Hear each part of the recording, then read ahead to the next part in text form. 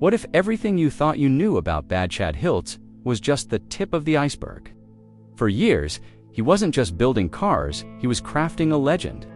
The fearless outlaw who turned scrap into art, defied every rule, and inspired millions. But what if I told you there's a truth he's hidden for decades? A truth so raw, it will shatter everything you believed about him. At 53, Chad Hiltz finally broke his silence, and what he revealed left his fans absolutely speechless. Are you ready to hear it? Long before the fame, before the TV cameras, before the nickname Bad Chad, there was simply Chad Hiltz from Kingsport, Nova Scotia. Born in 1971, he wasn't raised in privilege. There were no silver spoons, no state-of-the-art tools, just a mechanic father, Doug Hiltz, who taught him the value of hard work, and a homemaker mother, Patricia, who held the family together. While other kids were chasing diplomas and conventional jobs, Chad was in the garage, elbows deep in grease, tearing apart rusted frames and dreaming of what they could become. He didn't see junk the way others did. Where others saw rust and trash, he saw raw potential. He didn't need blueprints or sketches. The designs lived entirely in his mind. A gift, or maybe a curse. By his early 20s, Chad Hiltz was already a legend in the local car scene of Nova Scotia. The young man with the blowtorch and the unshakable vision who would transform old refrigerators into dashboards and airplane scraps into spoilers. He worked odd jobs to fund his dream, slept little, and hustled endlessly. He didn't need money. He'd say, just imagination. But that dream came with a heavy cost. Money was always tight. There were nights lying awake, wondering if any of it would work out. Doubts crept in constantly. Was he wasting his time?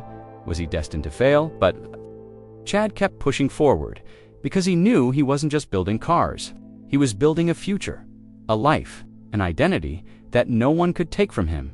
And then it happened. The moment that changed everything, the world finally caught up with his brilliance when Bad Chad Customs premiered on Discovery Channel. Suddenly, the doors of Hiltz Auto Co., his humble garage in Canning, Nova Scotia, swung open to millions of viewers around the world. But it wasn't like the other auto shows on TV. There were no million-dollar budgets, no polished sets, no fancy lighting or assistants waiting in the wings. It was raw, unfiltered, real. Viewers didn't see a scripted, sanitized production.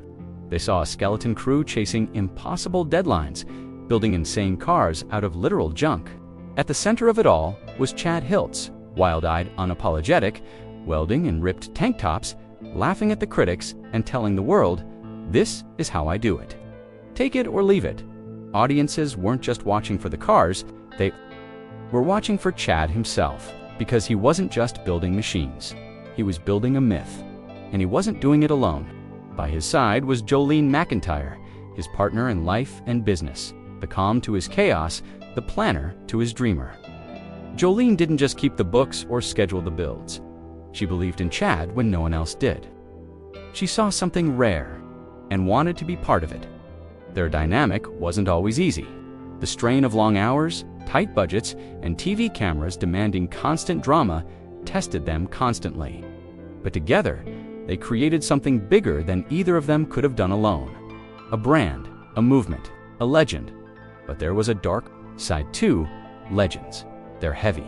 They demand you keep being bigger, better, bolder every time.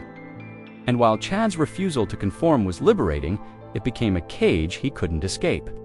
Behind the scenes, the pressure was suffocating. Producers wanted more drama, tighter timelines, repeat takes for better shots. What started as raw authenticity was getting packaged and filtered. The spark that once lit up Chad's builds was flickering. Fans started to notice. The cracks were showing. On forums like Reddit, in YouTube comments, the criticism rolled in. Like a tidal wave, unsafe. Looks cool, but I wouldn't drive it. More sculptor than mechanic. They mocked his methods, questioned his intelligence, and even speculated about his relationship with Jolene. Some were cruel, saying he was reckless, or that his success was a fluke. While loyal fans defended him, others turned into trolls. What no one saw was how much it hurt. Chad read every message, every jab, every insult, and he didn't just brush it off. He collected the worst ones, printed them out, wrote them down, locked them away in a drawer in his garage. It became his private dumping ground for the hate.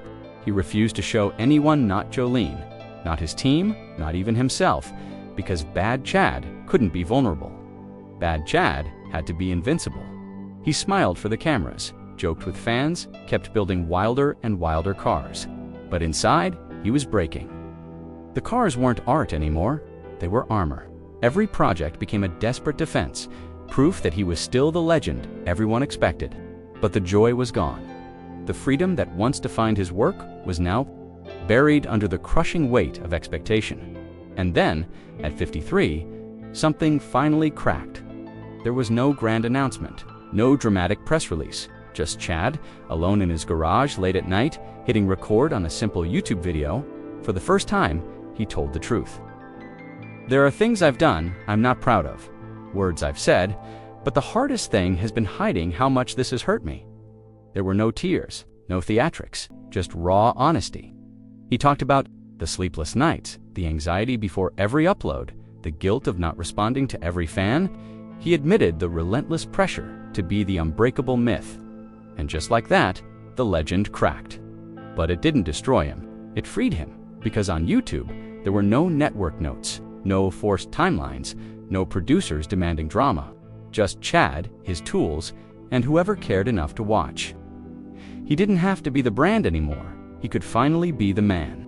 And fans didn't leave. They connected. They didn't want perfect. They wanted real. He started sharing not just builds, but stories about burnout, doubt, fear.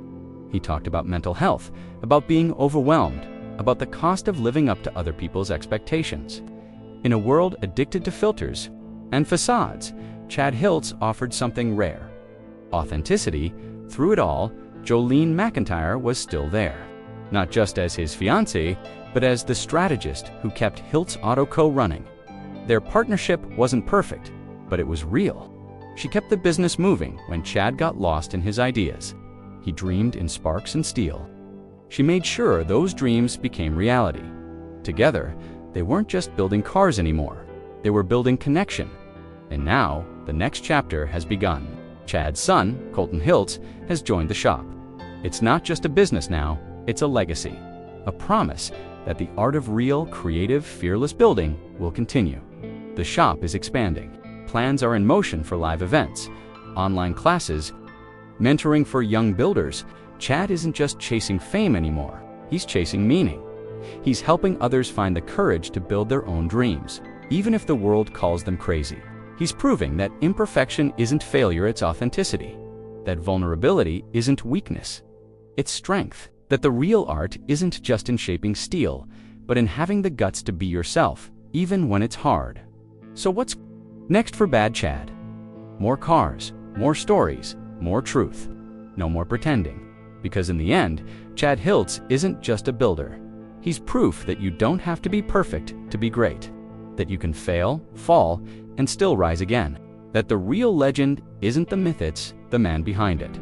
If this story moved you, share it with someone who needs to hear it, because the ride, it's far from over.